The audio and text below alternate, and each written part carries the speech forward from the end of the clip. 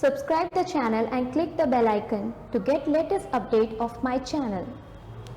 तो स्टार्ट करते हैं इलेक्ट्रोस्टैटिक्स। इलेक्ट्रोस्टैटिक्स में पहला ही चैप्टर ये पूरा इलेक्ट्रोस्टैटिक्स।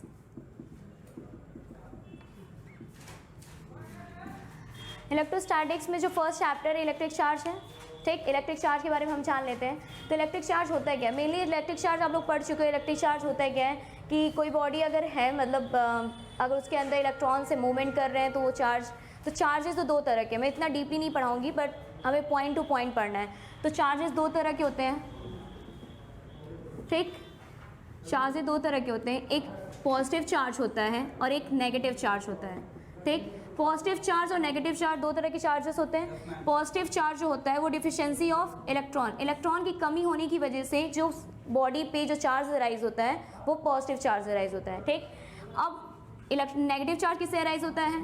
इलेक्ट्रॉन की एफिशिएंसी की वजह से जो बॉडी पे चार्ज अराइज होता है उसे हम नेगेटिव चार्ज बोलते हैं। समझ में आ गया? दो तरह की चार्जेस हैं, पॉजिटिव और नेगेटिव चार्जेस, ठीक। अब इसका यूनिट क्या होता है? चार्ज का यूनिट क्या होता है? चार्ज का जो यूनिट होता है वो कूलम होता है और दूसरा जो यूनिट है वो फराडे होता है, ठीक। ये दोनों एमकेएस यूनिट है चार्ज की, ठीक। यूनिट ये होता है और इसका सीजीएस यूनिट भी होता है। सीजीएस यूनिट भी देख लो। सीजीएस यूनिट इसका होता है ईएसई ऑफ चार्ज। समझ में आ गया? यूनिट मैंने बता दिया। सेकेंड थिंग, इसके पॉइंट्स क्या है? पहला पॉइंट कि जो लाइक चार्जेस होते हैं वो repel to each other. Like charges repel to each other, okay. Like charges are repel to each other. अगर सेम चार्जेस है तो एक दूसरे से रिपेल करेंगे, रिपल्शन होगा उन दोनों के बीच में। अगर अनलाइक चार्जेस है, जैसे कि एक प्लस और एक माइनस, इन दोनों के बीच में जो फोर्सेस लगेंगे वो अट्रैक्शन होगा। तो unlike charges are attract to each other, are attract to each other. तो पहला पॉइंट थे कि चार्ज इलेक्ट्रॉन की डिफिशिएंसी की वजह से जो चार्ज अराइज होते हैं बॉडी पे उसे हम पॉजिटिव चार्ज बोलते हैं। इलेक्ट्रॉन की एफिशिएंसी की वजह से जो चार्ज अराइज होते हैं बॉडी पे उसको हम उस पर नेगेटिव चार्ज होते हैं, ठीक। यूनिट जो होता है चार्ज का कूलम होता है, फैराडे, ये सारी एमकेएस यूनिट है। सीजीएस यूनिट इसका ईएसई ऑफ चार्ज है, ठीक। पहला पॉइंट क्या है कि अगर लाइक चार्जेस हैं तो रिपेल करेंगे, अनलाइक चार्जेस हैं तो अट्रैक्ट करेंगे, ठीक। फिर इसके बाद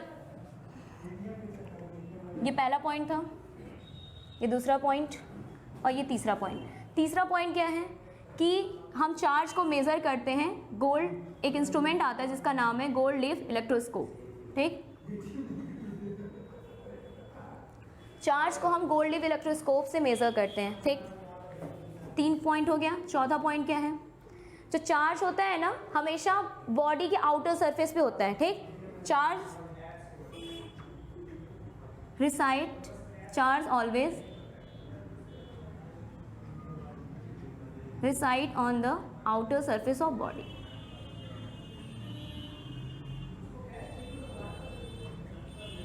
समझ में आ गया? अब रही बात, जब चार्ज डिस्ट्रीब्यूट होगा तो दो तरीके से डिस्ट्रीब्यूट होंगे। पहला डिस्ट्रीब्यूशन होगा यूनिफॉर्म और दूसरा डिस्ट्रीब्यूशन होगा नॉन यूनिफॉर्म। यूनिफॉर्म अगर चार्ज डिस्ट्रीब्यूट हो रहा है किसी भी बॉडी पर तो यूनिफॉर्मली डिस्ट्रीब्यूट होगा, इक्वली डिस्ट्रीब्यूट होगा, ठीक। जितने चार्जेस इधर रहेंगे उतने ही चार्जेस इधर रहेंगे। अगर नॉन यूनिफॉर्म बॉडी तो चार्ज किस तरह से डिस्ट्रीब्यूट होगा? चार्ज डिस्ट्रीब्यूट होगा वो नॉन यूनिफॉर्मली डिस्ट्रीब्यूट होगा। उसका कंडीशन क्या है? 5वां पॉइंट कि radius of curvature, radius of curvature, ये कम, एक सेकेंड, रेडियस ऑफ कर्वेचर यहाँ पे लिख लो, हो नहीं पाएगा। Radius of curvature is inversely proportional to the distance. मतलब क्या है कि जैसे कि नॉन यूनिफॉर्म बॉडी है, ये लिखना है, कुछ रफ करूं?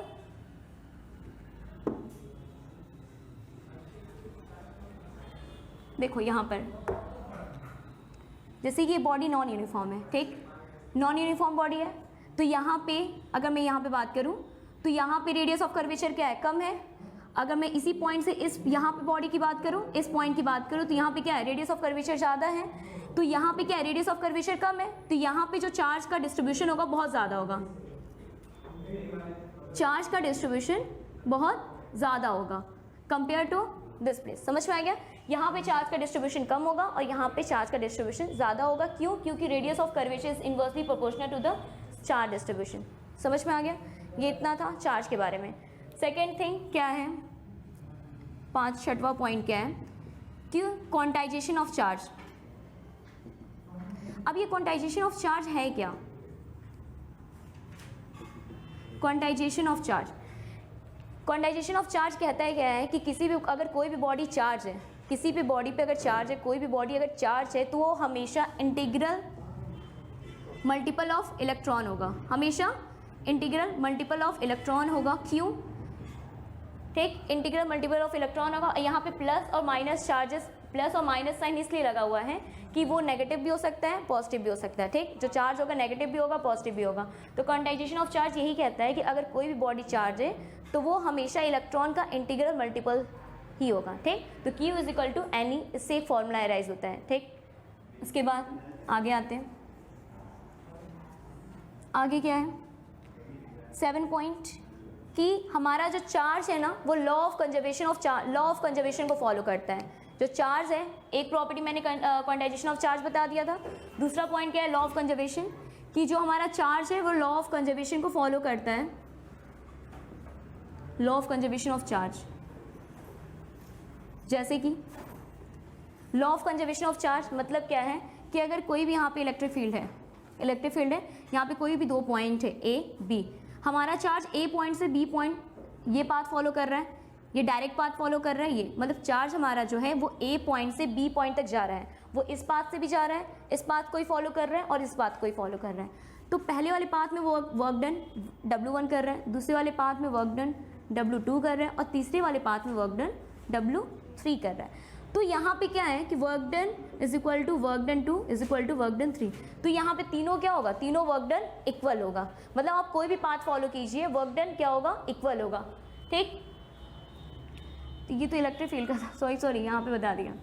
लॉ ऑफ कंजर्वेशन यहाँ पे नहीं होगा, ये वर्क डन इलेक्ट्रिक फील्ड का था। Law of conservation of charge का मतलब क्या है कि चार्ज ना ही बॉडी पे क्रिएट होगा, ना ही चार्ज बॉडी पे डिस्ट्रॉय होगा, ये केवल एक बॉडी से दूसरे बॉडी तक ट्रांसफ़र होगा। ठीक, तो यहाँ पे इसका बेस्ट एग्जाम्पल आता है पेयर प्रोडक्शन। इसका बेस्ट एग्जाम्पल है पेयर प्रोडक्शन। ठीक, पेयर प्रोडक्शन में क्या होता है ना कि एक न्यूक्लियस होता है, न्यूक्लियस पे हम गामा रेज की बम्बार्डमेंट कराते हैं। तो जैसे ही गामा रेज की बम्बार्डमेंट कराते हैं तो न्यूक्लियस क्या करता है, गामा रेज को एब्जॉर्ब करता है। एब्जॉर्ब करने के बाद 2 पार्टिकल्स प्रोड्यूस करता है, एक पार्टिकल्स होता है पॉजिट्रॉन और दूसरा पार्टिकल्स होता है इलेक्ट्रॉन। ठीक, तो यहाँ पे अगर ये गामा रेज की पार्टिकल्स, ठीक, गामा रेज की बम्बार्डमेंट हुई न्यूक्लियस पे और इसमें दो पार्टिकल्स प्रोड्यूस किए, पहला इलेक्ट्रॉन दूसरा पॉजिट्रॉन इलेक्ट्रॉन प्रोड्यूस किए। अगर गामा रेज है इसका नेट चार्ज क्या है, न्यूट्रल है ना, इस पर कोई चार्ज नहीं है। और जब ये पार्टिकल प्रोड्यूस कर रहा है तब भी ये +1 और -1, तब भी सिस्टम का नेट चार्ज कितना होगा, 0 ही होगा। तो यहाँ पे ना ही चार्ज क्रिएट हो रहा है और ना ही चार्ज डिस्ट्रॉय हो रहा है, केवल एक बॉडी मतलब एक जगह से दूसरे जगह तक ट्रांसफ़र हो रहा है। तो नेट चार्ज बिफोर कोलिजन उतना ही था और आफ्टर कोलिजन उतना ही है। ठीक, तो यहाँ पे law of conservation of charge follow कर रहा है, मतलब चार्ज ना ही क्रिएट हो रहा है ना ही डिस्ट्रॉय हो रहा है, केवल एक फॉर्म से दूसरे फॉर्म तक ट्रांसफ़र हो रहा है। समझ में आ गया? तो चार्ज, ये law of conservation of charge को ही फॉलो करता है। तो मैंने 2 पॉइंट बता दिया। कुछ किसी को लिखना नहीं है, चलो आगे बढ़ते हैं। आगे क्या करना है,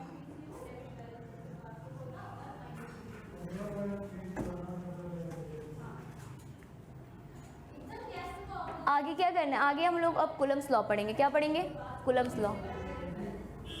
सभी लोग पढ़ चुके हो, किसी को लिखना नहीं है, चलो बढ़िया है। अब सबसे इलेक्ट्रोस्टैटिक्स का सबसे इंपॉर्टेंट टॉपिक है कूलम्स लॉ। ये पहला ही टॉपिक है कूलम्स लॉ। कूलम्स लॉ में क्या कहता है, कूलम्स लॉ में कूलम्स ने कहा क्या था कि जो कूलम्स ने अपना जो लॉ दिया था वो केवल रेस्ट चार्जेस के लिए दिया था। किस चार्जेस के लिए दिया था? Rest charges. और उन्होंने दो चार्जेस के बीच के फोर्स के बारे में बताया था। कोई 2 चार्जेस है, यहाँ पे हम Q1 Q2 ही ले लेते हैं। कोई 2 चार्जेस है Q1 और ये दूसरा चार्ज है Q2। ये दोनों चार्ज एक दूसरे पे कितना फोर्स लगाएंगे, कूलम्स ने यही बताया था। कूलम्स ने जो अपना लॉ दिया था केवल रेस्ट चार्जेस के लिए लॉ दिया था और उन्होंने 2 चार्जेस के बीच में फोर्स कितना लग रहा है केवल उन्होंने ये बताया था। ठीक, तो हम यहाँ पे दो चार्जेस रखे हुए हैं, एक है Q1 और दूसरा क्या है, एक Q1 और दूसरा क्या है Q2 है। इनके बीच का डिस्टेंस क्या है R, ठीक। इनके बीच का फोर्स कितना हो जाएगा, formula 1/4πε0 Q1 Q2 bye R square, यही होगा इन दोनों चार्जेस के बीच का फोर्स। समझ में आ गया। इस फोर्स में जो ये कांस्टेंट यूज़ किया जा रहा है 1/4πε0, इसकी वैल्यू होती है 9 × 10⁹ और इसका यूनिट होता है न्यूटन मीटर स्क्वायर पर कूलम, ठीक। न्यूटन मीटर स्क्वायर पर कूलम स्क्वायर होता है। हाँ बोलो, 1/4 समझ में आ गया। और इसको क्या कहते हैं, ε0। यहाँ पे जो ε0 को यूज़ किया जा रहा है, इस ε0 की वैल्यू होती है 8.85 × 10⁻⁻12। जस्ट इस यूनिट का अपोजिट हो जाता है coulomb square upon newton metre square. समझ में आ गया। यहाँ पे देख लो, ε0 को हम परमिटिविटी भी बोलते हैं, ये कांस्टेंट है इसकी, हम इसको परमिटिविटी ऑफ फ्री स्पेस भी बोलते हैं। क्या बोलते हैं, परमिटिविटी ऑफ फ्री स्पेस। समझ में आ गया। ये ε0 की वैल्यू है, ठीक। और इसका डायमेंशन भी क्या होता है, ये भी नोट कर लो। इसका जो डायमेंशन होता है, ये 1/4πε0 का जो डायमेंशन होता है वो ml³ T-4 T-4a-2, ठीक। ये इसका डायमेंशन होता है। इसका 1/4πε0 का वैल्यू होता है 9 × 10⁹, यूनिट होता है न्यूटन मीटर स्क्वायर पर कूलम स्क्वायर।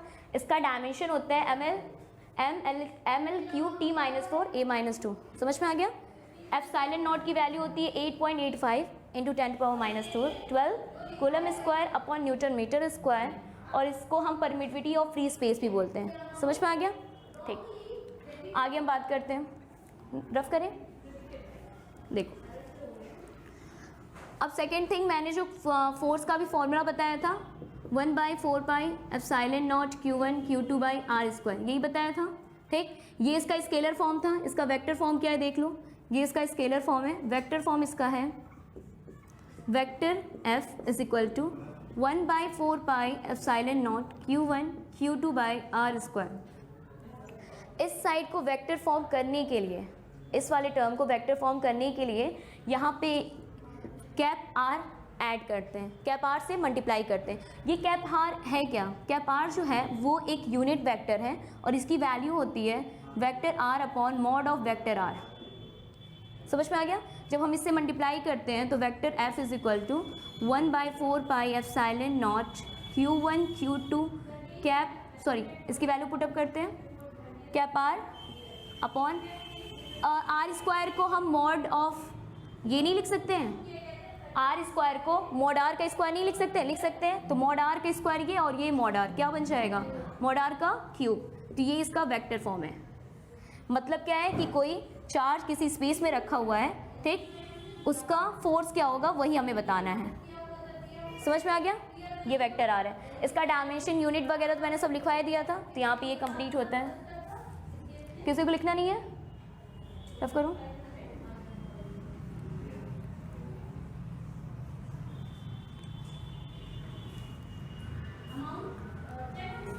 जिसको लिखना है वो लिख सकता है, बट बता देना। आगे हम लोग का फोर्स कंप्लीट हो गया। फोर्स मैंने बता दिया है, ठीक। फोर्स बताने के बाद हम लोग आगे बढ़ते हैं। यहाँ पे हम लोग पढ़ते हैं यहाँ पे चार्ज डिस्ट्रीब्यूशन।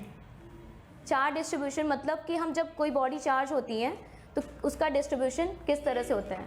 तो चार्ज डिस्ट्रीब्यूशन हम पढ़ लेते हैं।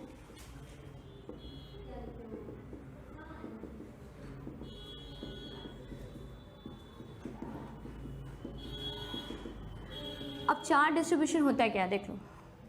चार्ज डिस्ट्रीब्यूशन होता है क्या है कि अगर कोई बॉडी चार्ज हो रही है, ठीक, तो तीन तरीके से चार्ज होगी। पहला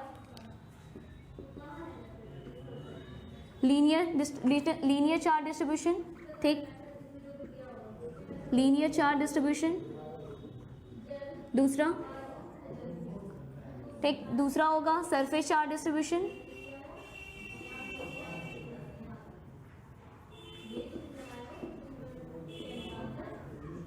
और तीसरा जो होगा वो वॉल्यूम चार्ज डिस्ट्रीब्यूशन होगा। क्या हो जाएगा, वॉल्यूम चार्ज डिस्ट्रीब्यूशन। ठीक। Linear charge distribution, surface charge distribution, volume charge distribution, ये तीनों डिस्ट्रीब्यूशन है क्या कि अगर हम किसी बॉडी को चार्ज कर रहे हैं, हम ले लेते हैं कोई रॉड है, कोई रॉड को हम चार्ज कर रहे हैं, जैसे कोई रॉड है, रॉड को हम चार्ज कर रहे हैं, तो जैसे ही हम इसको चार्ज कर रहे हैं तो चार्जेस क्या हो रहे हैं, इस रॉड के लीनियरली डिस्ट्रीब्यूट हो जा रहे हैं, ऐसे डिस्ट्रीब्यूट हो जा रहे हैं। तो इस तरह के प्रोसेस को हम क्या बोलेंगे, लीनियर चार्ज डिस्ट्रीब्यूशन। दूसरा है surface charge distribution, surface charge distribution, अगर हम किसी बॉडी को चार्ज कर रहे हैं तो जैसे ही चार्ज कर रहे हैं वो सारे चार्जेस उसके सरफेस एरिया पे डिस्ट्रीब्यूट हो जा रहे हैं, तो ऐसे हम बोलते हैं सरफेस चार्ज डिस्ट्रीब्यूशन, ऐसे प्रोसेस को। वॉल्यूम चार्ज डिस्ट्रीब्यूशन क्या है कि जैसे ही हम किसी बॉडी को चार्ज कर रहे हैं वो चार्ज उसके पूरे वॉल्यूम में डिस्ट्रीब्यूट हो जा रहा है, ठीक। तो ऐसे प्रोसेस को हम बोलेंगे वॉल्यूम चार्ज डिस्ट्रीब्यूशन। समझ में आ गया? इसी से 3 टॉपिक बना हुआ है। पहला इससे टॉपिक बना हुआ है लीनियर चार्ज डेंसिटी। क्या बना हुआ है? Linear charge density. Linear charge density है क्या कि amount of charge in per unit volume, so per unit length, एक यूनिट लेंथ पे कितना चार्ज डिस्ट्रीब्यूट हो रहा है या कितना अमाउंट ऑफ चार्ज है, एक यूनिट लेंथ पे कितना अमाउंट ऑफ चार्ज है, वही क्या है, लीनियर चार्ज डेंसिटी, ठीक, जिसको हम लैम्डा से डिनोट करते हैं। किससे डिनोट करते हैं? लैम्डा से। तो इससे एक फॉर्मूला ही बन जाएगा, lambda is equal to Q by L, ठीक। एक यूनिट लेंथ पे कितना चार्ज है, lambda is equal to Q by L. समझ में आ गया? चलो गुड। सेकेंड है सरफेस चार्ज डेंसिटी, हो गया, ठीक। सरफेस चार्ज डेंसिटी क्या है देख लो।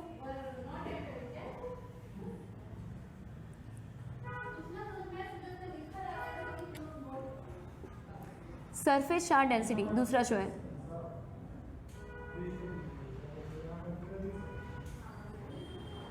Surface charge density. अब सरफेस चार्ज डेंसिटी है क्या कि जैसे मैंने बताया कि सरफेस चार्ज डिस्ट्रीब्यूशन मैंने क्या बताया कि जैसे हम बॉडी को चार्ज करें सारा चार्ज उसके सरफेस एरिया पे डिस्ट्रीब्यूट हो जाए तो उसको बोलते हैं surface charge distribution. Surface charge density क्या है कि एक यूनिट एरिया में कितना अमाउंट ऑफ चार्ज है उसको हम बोलेंगे सरफेस चार्ज डेंसिटी। तो हम इसे लिख सकते हैं अमाउंट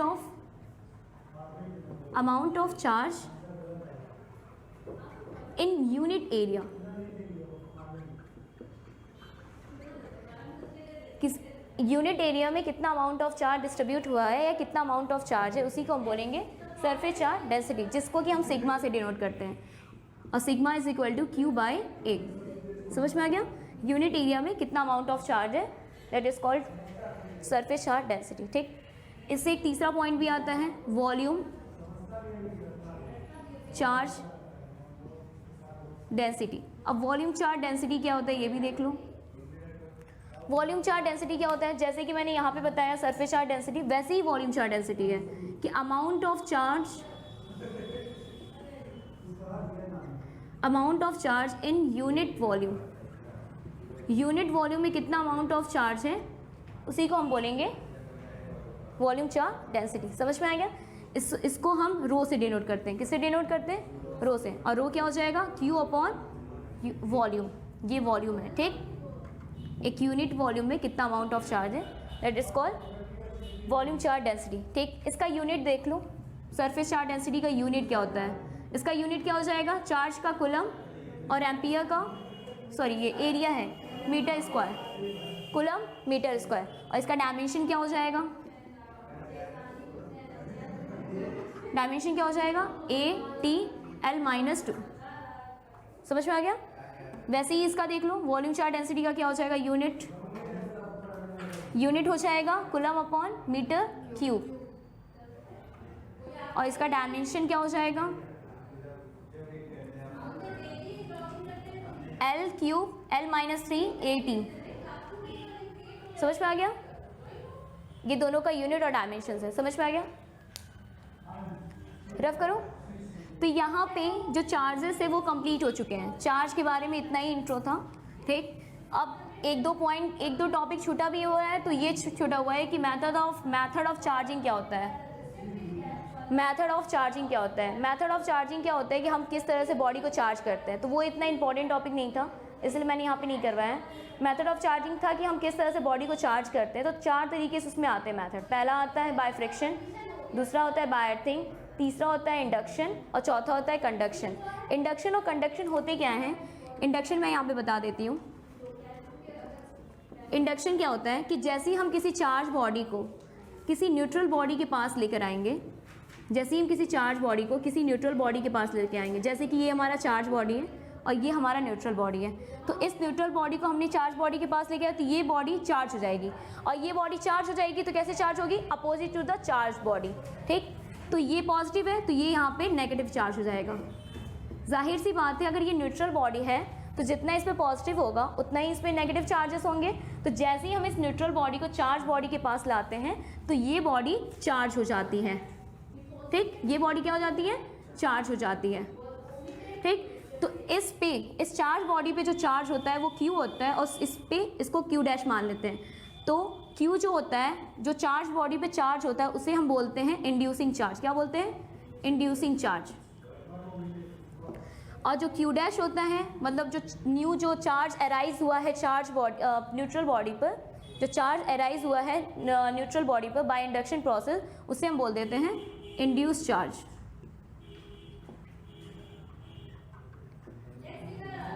समझ में आ गया? तो ये इतना था। दूसरा क्या है? कंडक्शन। कंडक्शन भी देख लो क्या है।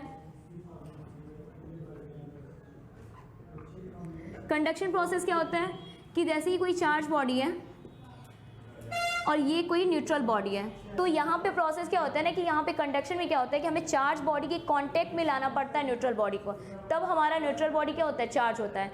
क्यों चार्ज हो जाता है? पोटेंशियल डिफरेंस की वजह से।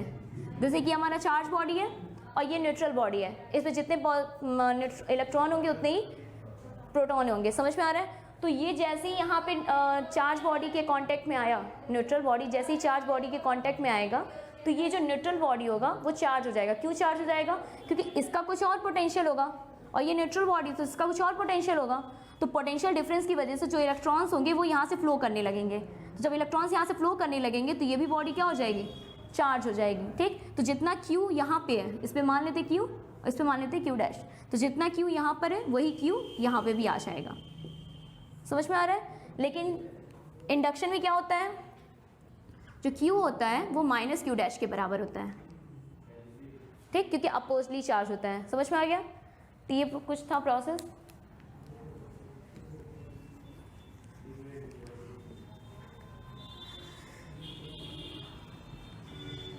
अब देख लो आगे क्या करना है। आगे क्या है?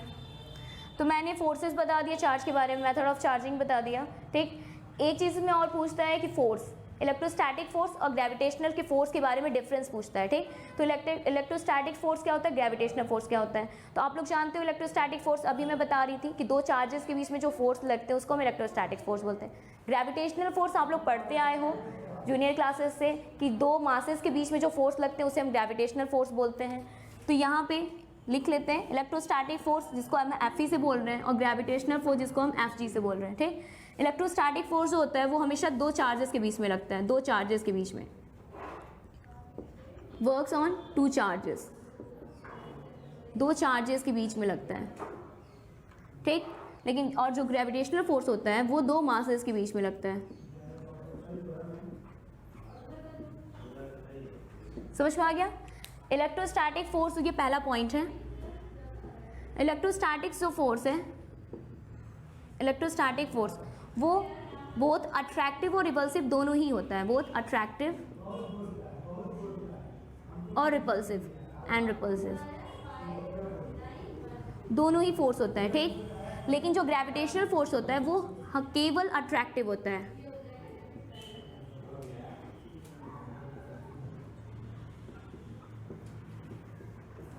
केवल अट्रैक्टिव फोर्स होता है। समझ में आ गया? तीसरा पॉइंट क्या है कि जो इलेक्ट्रोस्टैटिक फोर्स होता है इज अ स्ट्रॉन्गर फोर्स, ये स्ट्रॉन्गर फोर्स होता है और ये जो होता है वो वीकर फोर्स होता है।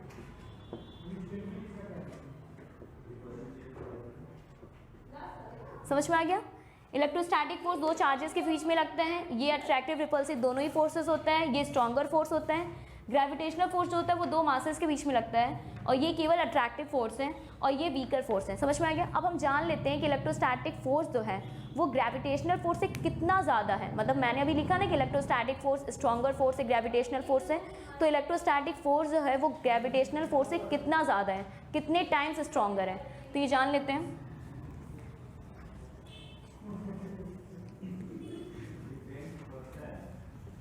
तो यहाँ पे देख लेते हैं, देख लो। तो यहाँ पे मैं डायरेक्ट बता रही हूँ कि इलेक्ट्रोस्टैटिक फोर्स जो होता है उसका फॉर्मूला क्या होता है, 1/4πε0 Q1 Q2 by R square, यही होता है। और ग्रेविटेशनल जो फोर्स होता है वो G m1 m2 by R square. जैसे आप लोग ग्रेविटेशनल फोर्स में G कांस्टेंट यूज़ करते हो, वैसे ही इलेक्ट्रोस्टैटिक फोर्स में 1/4πε0 कांस्टेंट यूज़ होते हैं। समझ में आ गया?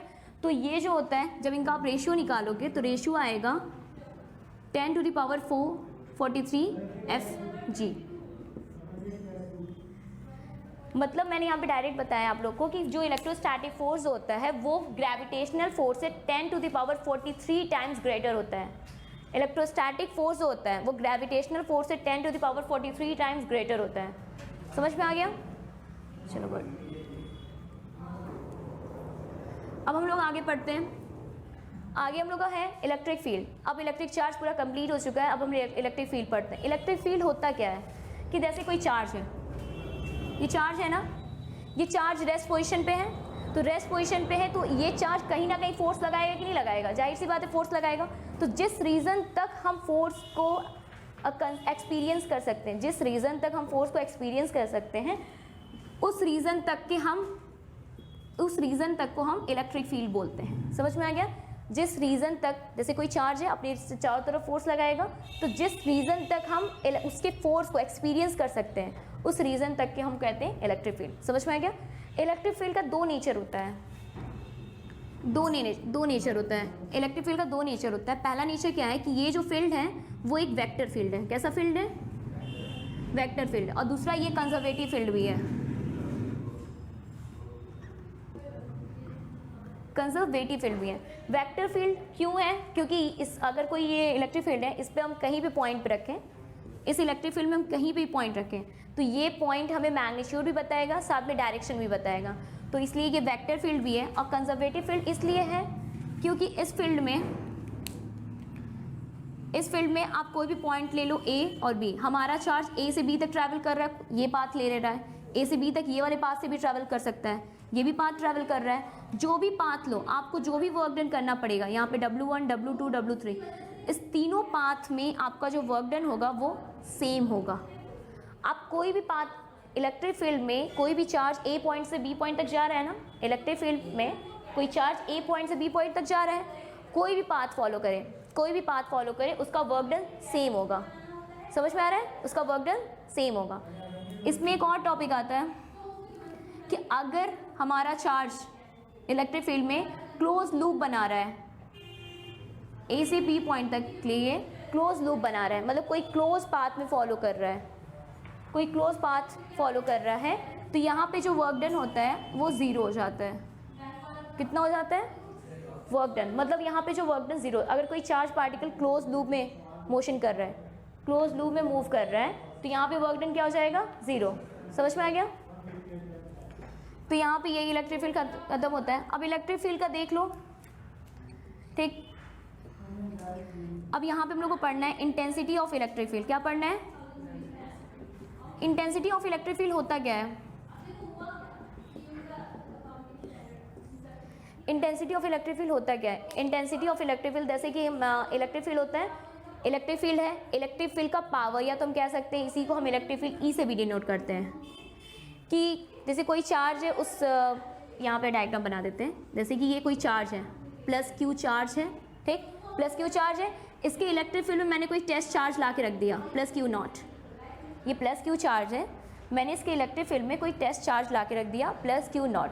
तो ये प्लस क्यू चार्ज इस क्यू नॉट चार्ज पे कितना फोर्स लगाएगा, ठीक, वही बताएगा इंटेंसिटी ऑफ इलेक्ट्रिक फील्ड। तो इंटेंसिटी ऑफ इलेक्ट्रिक फील्ड का फॉर्मूला क्या हो जाएगा? Force upon charge. कि इस चार्ज पे कितना फोर्स लगेगा वही होगा इंटेंसिटी ऑफ इलेक्ट्रिक फील्ड। समझ में आ गया?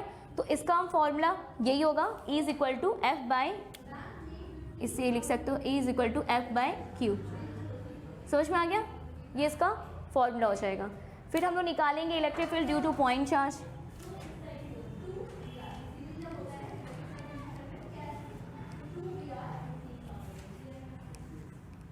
देख लो क्या है। अब हम लोग निकालेंगे electric field due two point charge.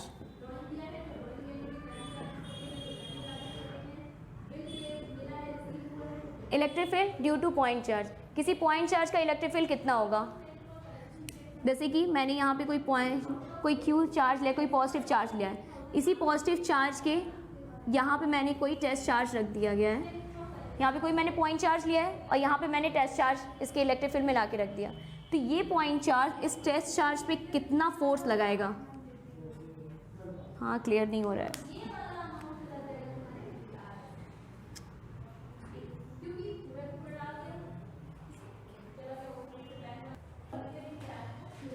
चलो स्टार्ट करते हैं। तो अभी मैं इलेक्ट्रिक फील्ड बता रही थी, electric field due two point charge. तो यहाँ पे मैंने कोई क्यू चार्ज रखा गया है, प्लस क्यू चार्ज है और इसका इलेक्ट्रिक फील्ड ये रीजन है, ठीक। इसी इलेक्ट्रिक फील्ड रीजन में मैंने कोई दूसरा चार्ज रख दिया है Q not, plus Q not, ठीक, टेस्ट चार्ज रख दिया है। अब ये चार्ज इस टेस्ट चार्ज पे फोर्स लगाएगा कि नहीं लगाएगा? लगाएगा। तो ये फोर्स लगाएगा F, तो फोर्स कितना लगाएगा? 1/4 pi epsilon naught Q naught upon R square. इसके बीच का जो डिस्टेंस है वो r है, ठीक, आर स्क्वायर। अब ये देखो ये फोर्स हो गया, इसी क्यू नॉट को लाके नीचे यहाँ पे शिफ्ट कर दो, तो F बाई क्यू नॉट हो जाएगा is equal to 1/4 pi epsilon naught Q by R square, ठीक। तो F बाई क्यू नॉट को तुम लोगों ने क्या जाना था? अभी मैंने फॉर्मूला लिखवाया था ना, E is equal to F by Q naught. तो हम इसको यहीं पे लिखेंगे, E is equal to 1/4 pi epsilon naught Q by R square, ठीक। तो हमारा इलेक्ट्रिक फील्ड निकल गया ड्यू टू पॉइंट चार्ज, ठीक। इसका यूनिट और डायमेंशन क्या होता है वो भी नोट कर लो। इलेक्ट्रिक फील्ड का जो यूनिट होता है वो होता है न्यूटन। इलेक्ट्रिक फील्ड का जो यूनिट होता है वो होता है न्यूटन मीटर पर कूलम, सॉरी न्यूटन पर कूलम होता है। इलेक्ट्रिक फील्ड का जो यूनिट होता है वो न्यूटन पर कूलम होता है, ठीक। डायमेंशन क्या होता है ये भी देख लो।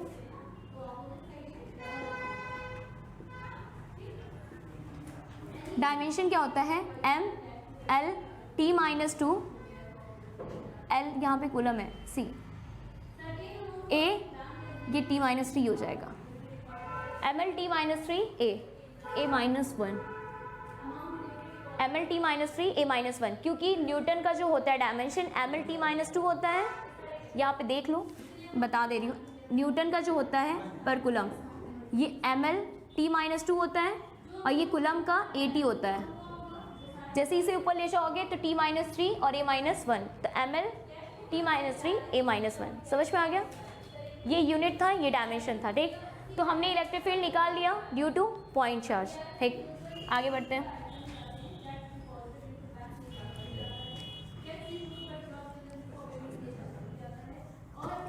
अब देखो, अब यहाँ पे निकाल लिया, अब इसके बारे में कुछ जान लो। जैसे कि कोई चार्ज है, वो फोर्स लगा रहा है किसी टेस्ट चार्ज पे और इलेक्ट्रिक फील्ड अपना एक रीजन बना रहा है, वही ना intensity of electric field, electric field है।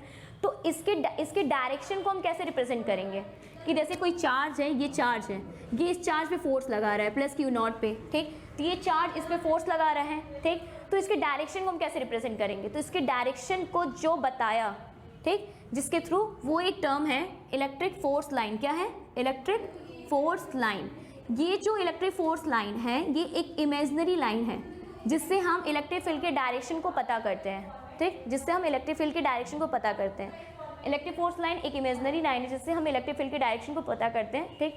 पहला इसका पॉइंट क्या है कि ये जो लाइन है वो नेगेटिव टू पॉजिटिव ट्रैवल करती है, sorry positive to negative travel करती है। इलेक्ट्रिक फोर्स लाइन जो है वो पॉजिटिव टू नेगेटिव ट्रैवल करती है, ठीक। इसका जो डायरेक्शन होता है वो पॉजिटिव से नेगेटिव होता है, पॉजिटिव से नेगेटिव होता है, पॉजिटिव से नेगेटिव होता है, ठीक। इसका जो डायरेक्शन होता है इलेक्ट्रिक फोर्स लाइन का, ठीक। इलेक्ट्रिक फोर्स लाइन क्या है? इंटेंसिटी ऑफ इलेक्ट्रिक फील्ड का ही डायरेक्शन बताता है, ठीक। तो हम इलेक्ट्रिक फोर्स लाइन को ही इलेक्ट्रिक फील्ड बोल देते हैं या इलेक्ट्रिक फील्ड का डायरेक्शन बोल देते हैं, ठीक। समझ में आ गया?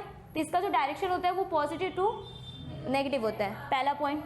सेकेंड पॉइंट क्या है कि इलेक्ट्रिक फोर्स लाइन जो होता है वो सिमेट्रिकल होता है, ठीक। ये जो इलेक्ट्रिक फोर्स लाइन जो होता है वो सिमेट्रिकल होता है। Electric force line are symmetrical, line are symmetrical. अब थर्ड पॉइंट क्या है कि कभी भी दो इलेक्ट्रिक फोर्स लाइन इंटरसेक्ट नहीं कर सकती, कभी भी दो इलेक्ट्रिक फोर्स लाइन इंटरसेक्ट नहीं कर सकती, ठीक। कभी भी दो इलेक्ट्रिक फोर्स लाइन इंटरसेक्ट नहीं कर सकती क्योंकि कोई एक चार्ज दो डायरेक्शन में जा नहीं सकता या दो डायरेक्शन में फ्लो नहीं, समझ में आ गया, पहुंच नहीं सकता। ये 3 पॉइंट था। चौथा पॉइंट क्या है कि जो पॉजिटिव चार्ज होता है, पॉजिटिव चार्ज का electric force line, positive charge का इलेक्ट्रिक फोर्स लाइन हमेशा रेडियली आउटवर्ड होता है। पॉजिटिव चार्ज का इलेक्ट्रिक फील्ड लाइन हमेशा रेडियल एंड आउटवर्ड डायरेक्शन होता है। समझ में आ गया। और जो नेगेटिव चार्जेस का होता है, नेगेटिव चार्जेस का वो हमेशा इनवर्ड होता है, रेडियल और इनवर्ड डायरेक्शन होता है, रेडियल और इनवर्ड। समझ में आ गया। तो ये सारी चीज़ें हैं, ये सारे पॉइंट है इलेक्ट्रिक फोर्स लाइन की जो इंपॉर्टेंट है। और ज़्यादातर ये वाला पॉइंट बहुत इंपॉर्टेंट है कि दो इलेक्ट्रिक फोर्स लाइन कभी भी इंटरसेक्ट नहीं करती हैं, ठीक। आगे बढ़ते हैं।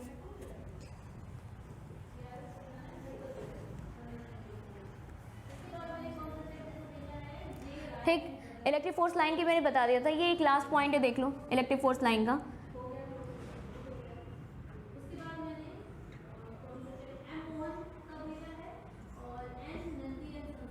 यहाँ पे कोई पॉइंट ए है, यहाँ पे कोई पॉइंट बी है और यहाँ पे कोई पॉइंट सी है, ठीक। जिस जगह पे इलेक्ट्रिक फोर्स लाइन ज़्यादा होंगी या तो कह सकते हैं डेंसर होंगी, ठीक, वहाँ पे इलेक्ट्रिक फील्ड क्या होगा, स्ट्रॉन्ग होगा।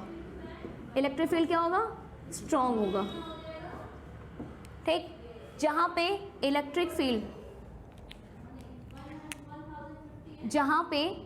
फील्ड रेयर होंगी वहाँ पे इलेक्ट्रिक फील्ड वीक होगा। इलेक्ट्रिक फील्ड लाइन जहाँ पे कम होंगी और जहाँ पे सबसे ज़्यादा होंगी वहाँ पे इलेक्ट्रिक फील्ड स्ट्रॉन्ग होगा।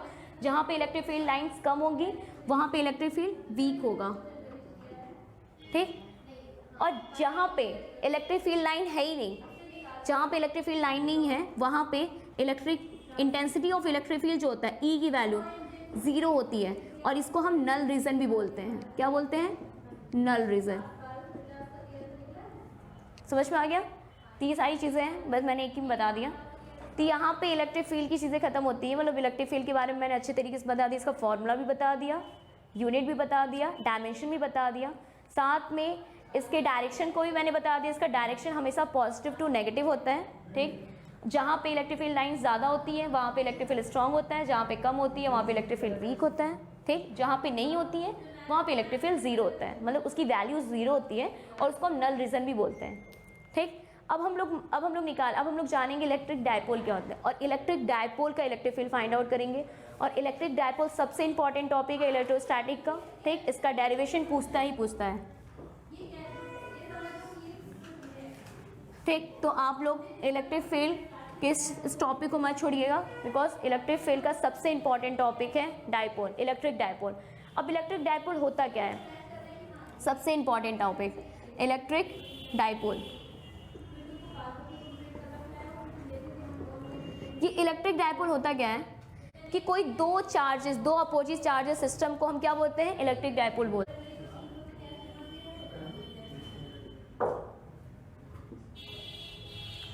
दो अपोजिट चार्जेस के सिस्टम को हम इलेक्ट्रिक डायपोल बोलते हैं और इनके बीच का जो सेपरेशन होता है वो 12 होता है। समझ में आ गया।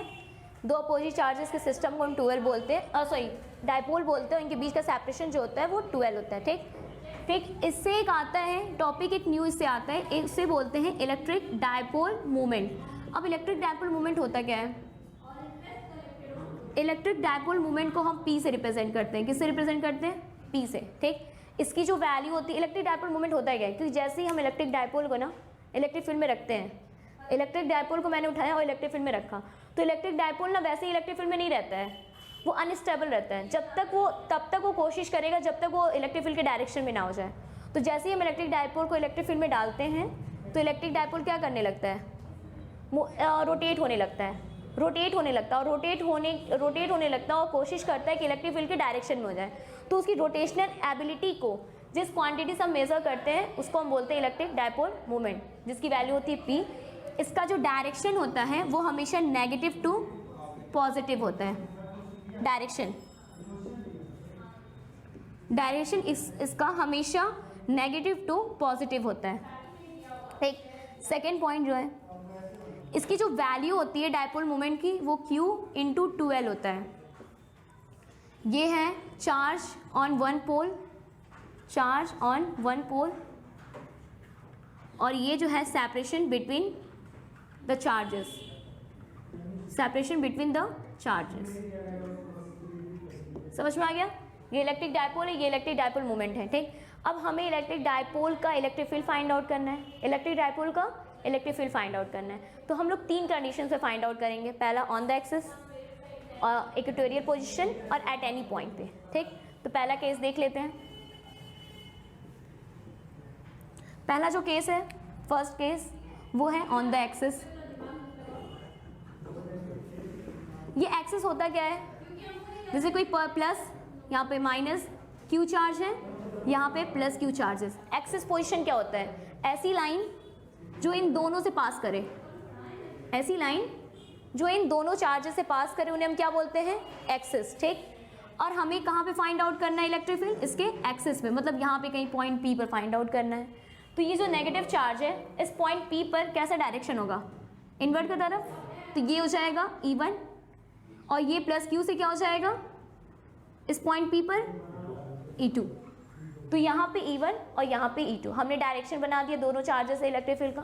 अब हमें इलेक्ट्रिक फील्ड फाइंड आउट करना है एट पॉइंट P पर। तो हम E1 और E2 देख लेते हैं, फिर उसके बाद नेट इलेक्ट्रिक फील्ड निकालेंगे। तो देख लो ऑन द एक्सिस, तो E1 कितना हो जाएगा, E1, E का फॉर्मूला मैंने कुछ बनाया है ना, E का formula due two point charges के लिए 1/4πε0 Q/r, यही यहाँ पे लगाएंगे, 1/4πε0 Q/r स्क्वायर होता है, R स्क्वायर। यहाँ पे देख लो, पहले तो डिस्टेंस देख लो ना, डिस्टेंस माइनस क्यू से चाहिए ना, E1 निकाल रहे हैं, तो E1 कहाँ से है, माइनस क्यू से, तो माइनस क्यू से E1 चाहिए, तो डिस्टेंस तो हमें पता होना चाहिए। हम जानते हैं कि माइनस क्यू और प्लस क्यू के बीच का सेपरेशन कितना होता है, 12 होता है, 12 होता है। तो हम यहाँ से इसको पार्ट अलग मिड पॉइंट से, ये L हो जाएगा और ये L, हम कर सकते हैं कि नहीं कर सकते, ये L और ये L हो सकता है कि नहीं हो सकता है, L हो सकता है। तो यहाँ पे हम इसके मिड पॉइंट से इस पॉइंट P तक का डिस्टेंस हम ले लेते हैं R, क्या ले लेते हैं, R। अब हमें इलेक्ट्रिक फील्ड निकालना है E1 का, तो यहाँ पे देख लेते हैं, E1 is equal to 1/4πε0 Q upon distance चाहिए, कितना हो जाएगा, R प्लस L का स्क्वायर हो सकता है कि नहीं हो सकता है, हो सकता है। तो R प्लस L का स्क्वायर, E2 कितना हो जाएगा, 1/4πε0 Q/r माइनस L का स्क्वायर, तो R माइनस L का स्क्वायर। अब नेट इलेक्ट्रिक फील्ड चाहिए, तो नेट निकालने के लिए हम क्या करेंगे, E1 में से E2 को माइनस कर दें। ठीक, तो E1 में से E2 को माइनस कर देंगे। जब हम माइनस करेंगे तो देख लो यहाँ पे 1/4πε0 Q/r प्लस L का whole square, 1/4πε0 Q/r minus L का स्क्वायर। हमें ये डेरिवेशन इसलिए करवाना पड़ रहा है क्योंकि आपका डेरिवेशन ये पूछ सकता है। ठीक, तो यहाँ पे इसलिए हमें करवाना पड़ रहा है। यहाँ पे देख लो, जो ई नेट के लिए यहाँ पे 1/4πε0 और यहाँ पे 1/4πε0 दोनों साइड से कॉमन हो जाएगा, तो हम कॉमन ले लेंगे। 1/4πε0 अंदर क्या बचेगा, Q/r प्लस L का whole square minus Q/r minus L का होल स्क्वायर। इन दोनों को सॉल्व करोगे, पूरे इस कैलकुलेशन को सॉल्व करने के बाद हमें यही मिलेगा, E is equal to 1/4πε0 2p upon r square minus L square. P की वैल्यू तो Q हो जाएगी ना, कहाँ, E1 माइनस E2 भी कर सकते हैं यहाँ पे। तो कोई नहीं ना, नेगेटिव चार्जेस आ जाएंगे तो नेगेटिव चार्जेस कुछ उससे इफेक्ट नहीं करेगा, नेगेटिव और प्लस चार्जेस कोई प्रॉब्लम नहीं है, आप उसको ले सकते हो। इस नेगेटिव चार्जेस यही बताएगा आपको कि आपको जो आप लिए हो ना E1 में से E2, वहाँ पे आपका E2 ग्रेटर था और E1 कम था, ठीक, यही मायने है। अगर आपका नेगेटिव साइन आ जाता है आफ्टर द सॉल्विंग, जब आपका आंसर आएगा तो नेगेटिव साइन आ जाएगा, तो उसका कोई प्रॉब्लम नहीं है। आपका मतलब जो आपने लिया है ना, E1 पहले ले लिया है, E2 बाद में लिया है, तो इसका मतलब होगा कि जो आपने ये कंडीशन लिया है E1 माइनस E2 नेट निकालने के लिए, वही अपोजिट होगा, E2 माइनस E1 होगा, ठीक। तो यहाँ पे जब आप सॉल्व करोगे तो डायरेक्ट यहाँ पे मैं फॉर्मूला लिख देती हूँ। जब आप सॉल्व करना तो फाइंड आउट कर लेना, direct formula 1/4 pi epsilon not 2p/r³। ये इलेक्ट्रिक फील्ड है जब इलेक्ट्रिक डायपोल के हम एक्सिस पॉइंट पे निकालते हैं। ऑन द एक्सिस पॉइंट पे इलेक्ट्रिक फील्ड कितना हो जाता है, 1/4 पाई एप्सिलॉन नॉट 2p/r³। समझ में आ गया। आप सोचोगे कि यहाँ पे L कैसे गायब हो गया है, L रहना चाहिए बट L कैसे गायब हो गया है। यहाँ पे मैंने एक कंडीशन लगाया है कि जो L है वो बहुत छोटा हो गया है R से, इसीलिए हम यहाँ पे L को हटा देंगे और आंसर आ जाएगा 1/4 पाई एप्सिलॉन नॉट 2p/r³। ठीक, समझ में आ गया। ये ऑन द एक्सिस था, ठीक, ऑन द एक्सिस हमारा फाइंड आउट हो गया है। अब हमें निकालना है एट द इक्वेटर। पहला कंडीशन सॉल्व हो चुका है, अब हम लोग दूसरा कंडीशन लगाते हैं। पहला, एट द इक्वेटर पोजीशन पे इलेक्ट्रिक फील्ड कितना होगा, ठीक। तो ये सबसे इंपॉर्टेंट टॉपिक है, एट द इक्वेटोरियल पोजीशन पे इलेक्ट्रिक फील्ड पूछता है इलेक्ट्रिक डायपोल से। तो चलिए लिखना स्टार्ट कीजिए। Second topic, at the equator. अब एट द इक्वेटर का मतलब क्या है कि ये कोई इक्वेटर का पोजीशन कहाँ होता है, ये कोई यहाँ पे लिख देते हैं, ज़्यादा अच्छा रहेगा, -q और ये +q, दो चार्जेस है, -q और +q, ठीक। इनके बीच का सेपरेशन कितना होगा, 12 होगा, ठीक। यहाँ पे L हो जाएगा, यहाँ पे L, कोई प्रॉब्लम नहीं है, ठीक। यहाँ पे हमें इक्वेटर पोजीशन पे चाहिए। इक्वेटर यही होता है ना, जो बाइसेक्टर लाइन जो होती है या परपेंडिकुलर लाइन डायपोल पर, उसी को हम बोलते हैं इक्वेटर पोजीशन। इस इक्वेटर पोजीशन पे कोई पॉइंट है A, इसी A पॉइंट पे हमें इलेक्ट्रिक फील्ड फाइंड आउट करना है। तो प्लस -q चार्जेस से हम दोनों पॉइंट को मीट कर देते हैं, और यहाँ पे ये इस पॉइंट से, इस मिड पॉइंट से जो इस पॉइंट A तक का डिस्टेंस है वो r है, ठीक। तो यहाँ पे देख रहे हैं एक राइट एंगल ट्राइंगल बन रहा है कि नहीं बन रहा है, बन रहा है। तो ये साइड और ये साइड फाइंड आउट हो जाएगा। तो ये साइड कितना हो जाएगा, r² + l², पाइथागोरस थ्योरम लगा हुआ है यहाँ पे, √r², यहाँ पे ऐसे लिख देते हैं, √r² + l²। समझ में आ गया। ये पॉइंट A तक का है, हमने डिस्टेंस भी फाइंड आउट कर लिया। अब यहाँ पे देखो -q है, पॉइंट A पर इलेक्ट्रिक फील्ड निकालना है ना, तो पहले इलेक्ट्रिक फील्ड का डायरेक्शन बना लेते हैं, फिर इलेक्ट्रिक फील्ड फाइंड आउट करते हैं। तो -q जो चार्ज है वो पॉइंट A पर, इसका इलेक्ट्रिक फील्ड का डायरेक्शन किस साइड होगा, इनवर्ट होता है ना। जो माइनस चार्ज का इलेक्ट्रिक फील्ड का डायरेक्शन हमेशा इनवर्ट होता है, और प्लस चार्जेस का इलेक्ट्रिक फील्ड का डायरेक्शन क्या होता है, हमेशा आउटवर्ड होता है। अब यहाँ पे इसको E1 मान लें और इसको E2। E1 और E2 दोनों क्या किसी एंगल पे बन रहे हैं कि नहीं बन रहे हैं, बन रहे हैं। तो दोनों कंपोनेंट बनाएंगे कि नहीं बनाएंगे, E1 और E2 किसी एंगल पे बन रहे हैं, दोनों कंपोनेंट बनाएंगे कि नहीं बनाएंगे।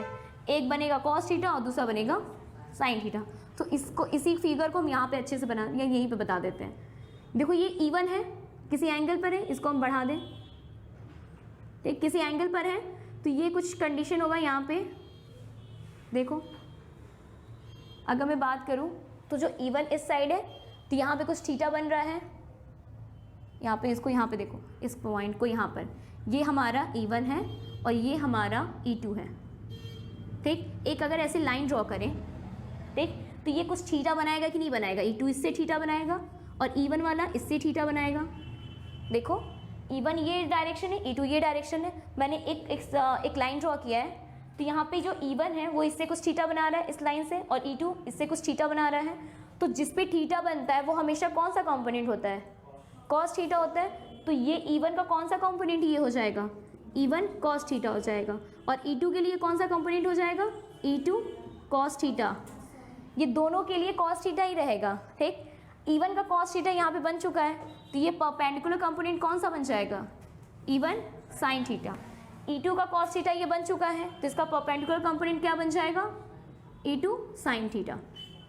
यहाँ पे हम देख रहे हैं E2 sin थीटा और E1 sin थीटा दोनों क्या है, अपोजिट है। तो पहले हम देख लें कि E1 E2 की वैल्यू इक्वल है कि नहीं है। तो E1 पहले हम निकाल लेते हैं। E1 कैसे निकलेगा? 1/4πε0 Q/r² से, वही होगा। तो 1/4πε0 हम वही लिखेंगे, Q तो Q ही रहेगा। अब रही बात डिस्टेंस, डिस्टेंस क्या होगा? √r²। डिस्टेंस तो वही लेते हैं ना, 4 से उस पॉइंट तक का डिस्टेंस लेते हैं। तो 4 से उस पॉइंट तक का डिस्टेंस कितना है? √r² plus l²। तो यहाँ पे हम वही पुट करेंगे, इसका स्क्वायर हो जाएगा तो √r² प्लस l का स्क्वायर, इसका स्क्वायर कर देते हैं। ठीक, समझ में आ गया? ये E1 हो गया। E1 को अच्छे से लिख लेते हैं, 1/4πε0 Q/r² प्लस l²। ठीक, अब यहाँ पे E2 कितना हो जाएगा? 1/4πε0 Q/, इसका भी जब हम स्क्वायर करेंगे तो r² प्लस l² हो जाएगा। ठीक, E1 और E2 की वैल्यू सेम लग रही है कि नहीं लग रही है? लग रही है ना। तो यहाँ पे जो E1 है, देयरफॉर E1 क्या है? E2 के बराबर है। तो जब E1 E2 के बराबर है तो E1 sin theta E2 sin theta क्या है? दोनों अपोजिट साइड्स में, तो एक दूसरे को क्या कर देंगी? कैंसिल कर देंगी। तो यहाँ पे जो E1 sin थीटा है वो E2 sin थीटा को कैंसिल कर देगी, दोनों ही बराबर हो जाएंगी।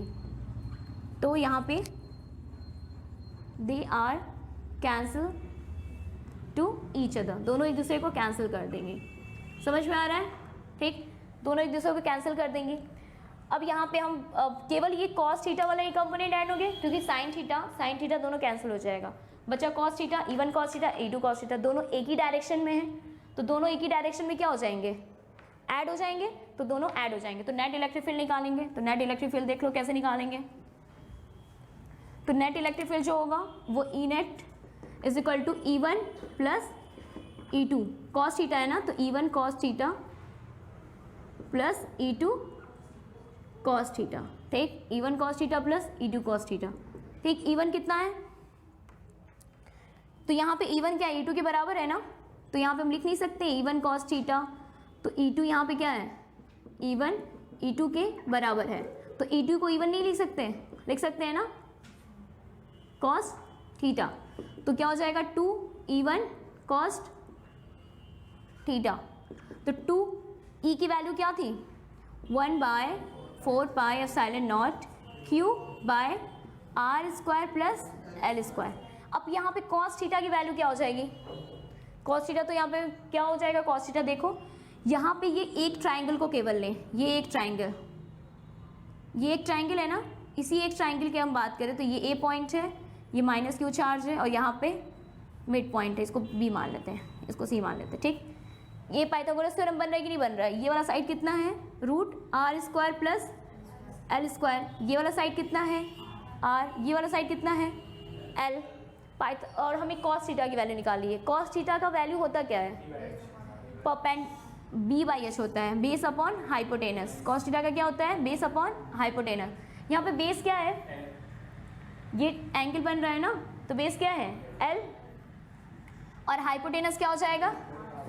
तो √r² प्लस l²। समझ में आ गया? तो यहाँ पे देखो, ये 2 को हम यहाँ पे लेते आते हैं। 2QL क्या बन जाएगा? डायपोल मोमेंट, जो अभी मैंने बताया था, इलेक्ट्रिक डायपोल मोमेंट P बन जाएगा। तो E इज इक्वल टू, इसका मैं डायरेक्ट फॉर्मूला बता दे रही हूँ, ये सॉल्व करोगे तो वही आएगा formula. E is equal to P/4πε0 r³। ठीक, E is equal to P/4πε0 r³ आएगा इलेक्ट्रिक फील्ड का एट द इक्वेटोरियल पोजीशन। समझ में आ गया? ये मैंने डायरेक्ट वैल्यू बता दिया। अब हम लोग देख लेते हैं एट एनी पॉइंट पे क्या होगा। एट एनी पॉइंट पे देख लेते हैं क्या होगा, देख लो।